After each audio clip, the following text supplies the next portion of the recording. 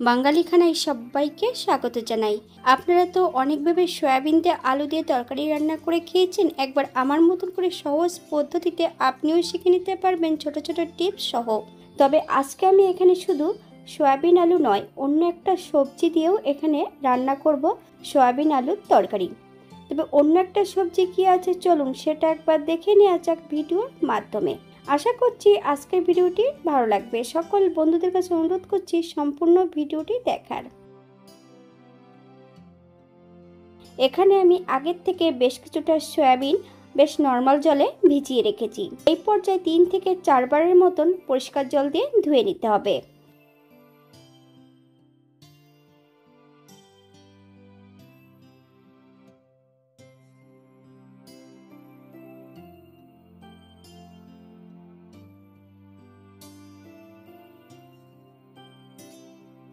সয়াবিনগুলো বেশ ভালো করে জল ঝরিয়ে নিয়েছি। অপর দিক থেকে একটা পাত্রে বেশ কিছুটা জল অ্যাড করেছি, হাফ চামচ লবণ। এই পর্যায়ে সম্পূর্ণ সয়াবিনগুলো সেদ্ধ করে নিতে হবে। তবে আপনারা এটা প্রেসার কুকারেও সেদ্ধ করে নিতে পারেন। সয়াবিনগুলো সেদ্ধ হতে থাক, অপর দিক থেকে একটা মশলা তৈরি করে নেব। অপর দিক থেকে একটা কড়াই অ্যাড করেছি ওভেনে। কড়াই গরম হওয়া পর্যন্ত অপেক্ষা করতে হবে। এই পর্যায়ে অ্যাড করব 1 মুঠের মতন চীনাবাদাম। আপনারা যদি পছন্দ করেন তাহলে পরিমাণে বাড়িয়ে দিতে পারেন।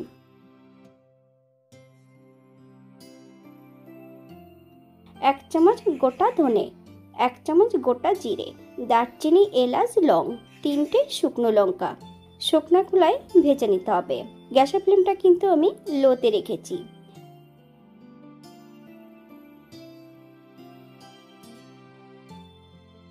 2 থেকে 3 মিনিটের মতন শুকনো খোলায় ভেজে নিতে হবে।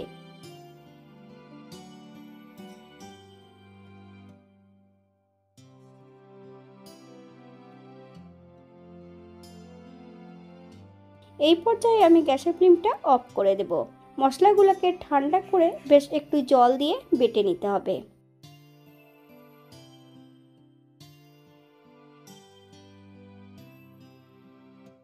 সয়াবিনগুলো সেদ্ধ করে বেশ ভালো করে জল ঝরিয়ে রেখেছি। অপর দিক থেকে আমি বেশ কিছুটা সবজি কেটে রেখেছি, বেশ কিছুটা পেঁপে আর আলু, একটা গোটা টমেটো ছোট ছোট টুকরো করে কেটে নিয়েছি।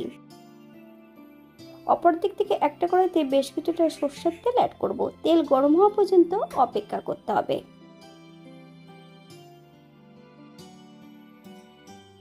হাফ চামচ লবণ আর হাফ চামচ হলুদ গুঁড়ো দিয়ে আমি সম্পূর্ণ পেঁপেগুলো প্রথমে ভেজে নেব। পেঁপেগুলো ভাজার মাঝপথে আমি সম্পূর্ণ আলুগুলো অ্যাড করে দেব। আলু ও পেঁপে বেশ ভালো করে ভেজে নিতে হবে।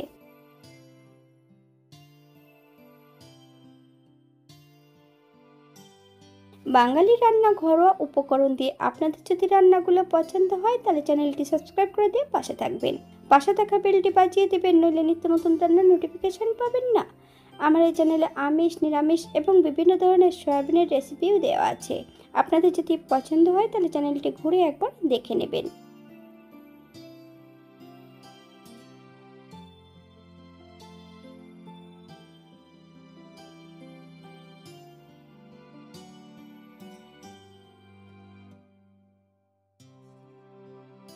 এই পর্যায়ে আমি পেঁপে আলুগুলো বেশ ভালো করে ভেজে নিয়েছি।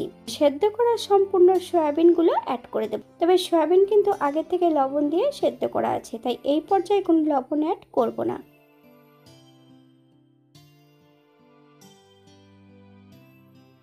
মিডিয়াম আঁচে 5 থেকে 7 মিনিটের মতন সয়াবিন এবং সবজি দিয়ে ভেজে নিতে হবে। আপনারা একবার স্ক্রিনের দিকে ফলো করবেন।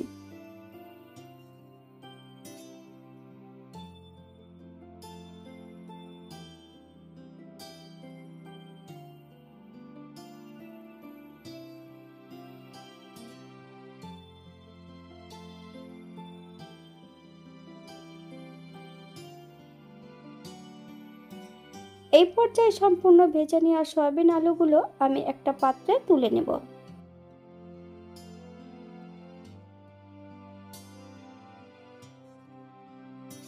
একই কড়াইতে বেশ কিছুটা সরষের তেল আবারও অ্যাড করব।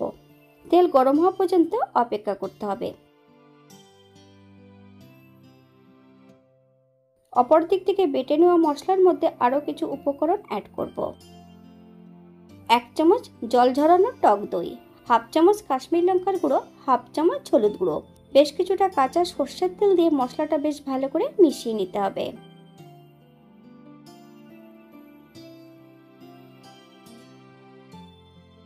ফোড়নে রেখেছি সাদা জিরে। ফোড়ন থেকে সুগন্ধ বেরোলে টমেটোগুলো অ্যাড করে দেব।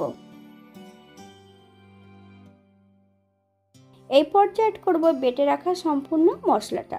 একদম লো ফ্লেমে 2 থেকে 3 মিনিটের মতন বেশ মশলাটা ভালো করে ভেজে নিতে হবে।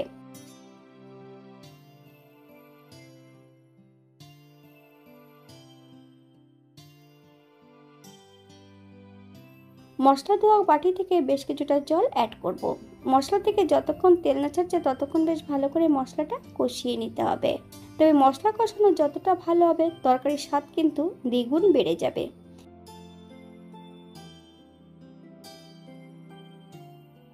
এই পর্যায়ে ভেজে রাখা সবজি আর সয়াবিনগুলো অ্যাড করে দেব।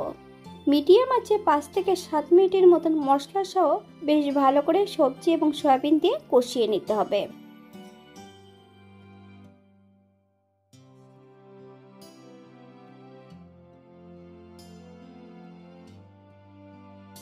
এই পর্যায়ে অ্যাড করব হাফ চামচ লবণ। আপনারা লবণটা স্বাদ অনুসারে অ্যাড করবেন।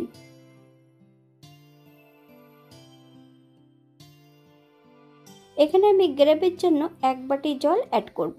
আপনাদের যতটা গ্রেভির প্রয়োজন আপনারা ততটা জল অ্যাড করতে পারেন।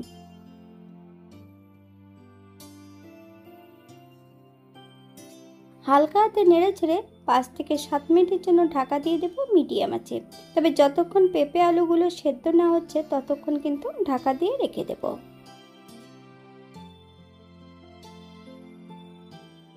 7 মিনিট পর এই পর্যায়ে একবার চেক করে নিতে হবে যে সবজিগুলো সেদ্ধ হয়েছে কিনা।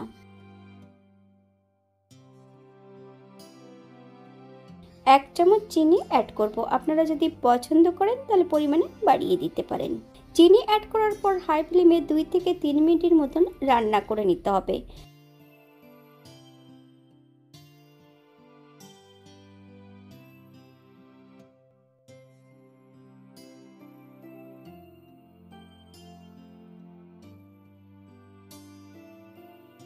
এক চামচ ঘি, আপনারা যদি পছন্দ করেন তাহলে পরিমাণে বাড়িয়ে দিতে পারেন।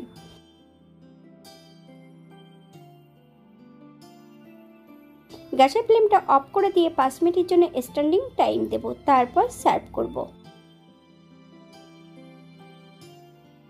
এটা দেখতে যেমন ভারী সুন্দর হয়েছিল, এটা গরম ভাতে, রুটি, পরোটা, লুচি সবকিছুর সঙ্গে অসম্ভব ভালো লাগবে। আপনারা বাড়িতে একবার একই পদ্ধতিতে বানিয়ে নেবেন। এটা কিন্তু আমি রান্না করেছিলাম সম্পূর্ণ নিরামিষ। আমি এখানে যে উপকরণগুলো অ্যাড করেছি আপনারা এর থেকে কম বেশি করে নিতে পারেন।